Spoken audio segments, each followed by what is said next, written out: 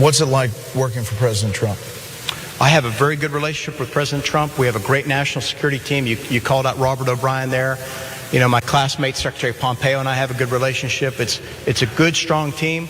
The president is always open to good ideas. He lets you have your say, your word. We're constantly kicking ideas around within the team. So it's good. And he's just another one of many bosses I've had, you've had in your time, that you learn to work with. And again, I think what's reassuring, he really believes in America's military and our young servicemen and women. Wow. You guys remember those days?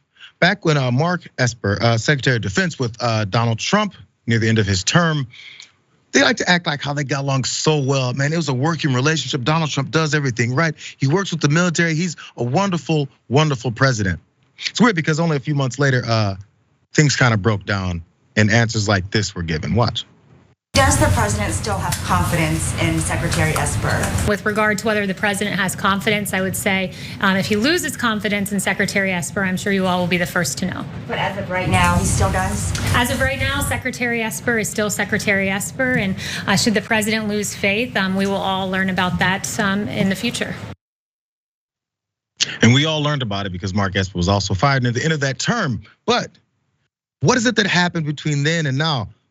According to Mark Esper in his new book, a lot has happened, but one big main bombshell that actually caught my attention, I think everyone else's, was from this. So check this out. So former President Donald J. Trump asked Mark T. Esper, his defense secretary, about the possibility of launching missiles into Mexico to, quote, destroy the drug labs and wipe out the cartels, maintaining that the United States' involvement in a strike against a southern neighbor could be kept secret, is what Mr. Esper recounts in his upcoming memoir. Now, he wrote that although his time in administration was full of these wildly dangerous and illegal plans, that he wanted to stay around to make sure that those things weren't implemented. So that was his basis for why he was participating in this, so that when we got to the brink, he'd make sure that they were pulled right back in. So a little bit more. So one such idea coming from Mr. Trump, who was unhappy about the constant flow of drugs across the southern border, came during the summer of 2020. Mr. Trump asked Mr. Esper at least twice if the military could, quote, shoot missiles into Mexico to destroy the drug labs. They don't have control of their own country, Mr. Esper recounts Mr. Trump saying. Crazy how that works. Also, Mr. Esper raised various objections. Mr. Trump said that we could just shoot some Patriot missiles and take out the labs quietly. Patriot missiles. Adding that no one would know it was us. Mr. Trump said that he would just say that the United States had not conducted the strike. Mr. Esper also recounts writing that he would have thought it was a joke had he had not been staring at Mr. Trump in the face. It's weird because outside of that, we're talking about bombing your southern neighbor and somehow they just don't know about it. It harkens back to when Russia invaded Ukraine and people like Sean Hannity, I believe it was Trump was probably also saying this as well, but Sean Hannity, and I wanna say Lindsey Graham, two different idiot conservatives were like, why don't we just bomb this convoy and say it was someone else? Say, who knows? Who knows who dropped bombs? Can't tell who that is. Right. It's the reason why he was gonna suggest that to Trump is because Trump thinks this way. He also had more things as far as personal vendettas for Donald Trump. Among Mr. Trump's desires was to put 10,000 active duty troops on the streets of Washington on June 1st of 20, after large protests against police brutality erupted following the police killing of George Floyd. Mr. Trump asked Mr. Esper about the demonstrators. Can't you just shoot them? Weird. Okay, so one more part about this, Rick, before you jump in, because I know you're chomping at the bit here. So his dictatorial plans was to do all these things, and Esper said this in the summer of 2020 because he just couldn't take it anymore. Watch. The option to use active duty forces in a law enforcement role should only be used as a matter of last resort and only in the most urgent and dire of situations. We are not in one of those situations now. I do not support invoking the Insurrection Act. That just might have sealed it for him, Rick. I mean, I guess. Look, I'm in a dark place when it comes to United States politics. So when I hear stories of like, no, fire the missile at the Mexicans because their country's out of control, even though I've been impeached twice, like I laugh from crying. How I view this is in a few different ways. The first is this man is so freaking stupid. Like the next level stupidity. Like when it comes to Trump and missiles, it's a sight to behold, Jayar. Like, yeah, how can we stop like a hurricane? Let's shoot a missile into it. Like, hey, how do we stop the cartels? We're gonna call them Patriot missiles, but no one's gonna know. Like the raw dumbness of this man and how he cons people is insane.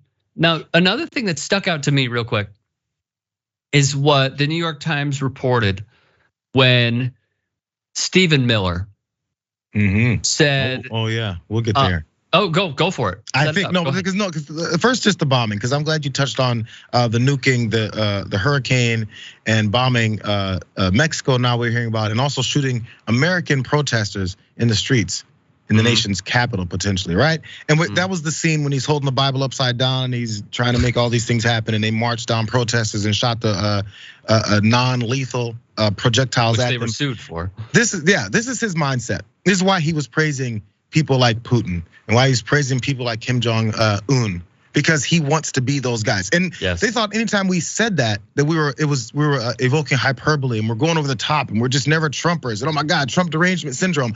As we see these things continue to drip out, all this information, at what point we're gonna have all those defenders say, you know what, I'm sorry.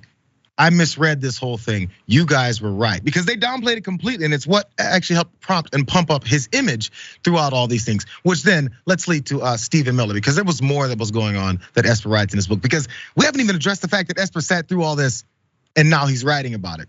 So he recounts that Mr. Miller proposed sending 250,000 troops to the southern border, claiming that a large caravan of migrants was en route. The U.S. Armed Forces don't have 250,000 troops to send to the border for such nonsense, is what Mr. Esper wrote in response to this.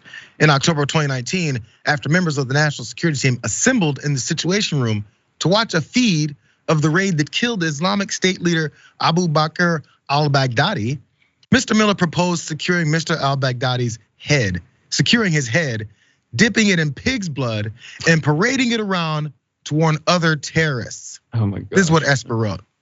That would be a war crime, he says. He shot back.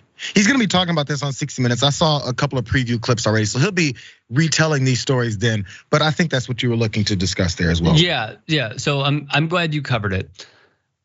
There are so many unqualified nationalists, loyalists who will do anything to get not only this man's attention, but remain in that position. Stephen Miller is obviously one of those. Many others have come about. What I find to be wrong, and we've talked about this so many times, is the book release, the book release, the book release. And I know it's practically like, it's almost like well known at this point, at least on this side of the aisle, is stop withholding information so you can make $1 off a book. Saying like we should go shoot protesters, having somebody within the cabinet say, oh yeah, he said this. Not only is it a red flag, it's a national crisis because of what he is and who he stands for. So like this whole thing, and we've seen it now like at least 50 times of like, yeah, we're gonna hold this terrible thing that he said or this terrible thing that he wanted to do so I could profit off of it. No, what you should do is come out and say, here's what happened, here's why it's terrible. Everyone should know about this. And real quick, and then we'll move on. I do believe the stories of you wouldn't believe what goes on behind the scenes. And oh my God, there are so many of these barriers put in place for him to not do something terrible. I do believe in that. Even if the people who are in between him and pushing a button are horrible people, I do believe that there is some morality to say, oh yeah, that's definitely too far. And we're just gonna, like sort of what Millie said a while back, like we're just gonna go around him. in order to stop certain things from happening. I do believe that. But when it comes to pertinent information, the American people should probably know. We shouldn't learn about it while you go on a media tour, the car wash as we call it in media, from one show to another, getting reported from the Guardian to the New York Times, and then making millions of dollars off of a book. That's the point.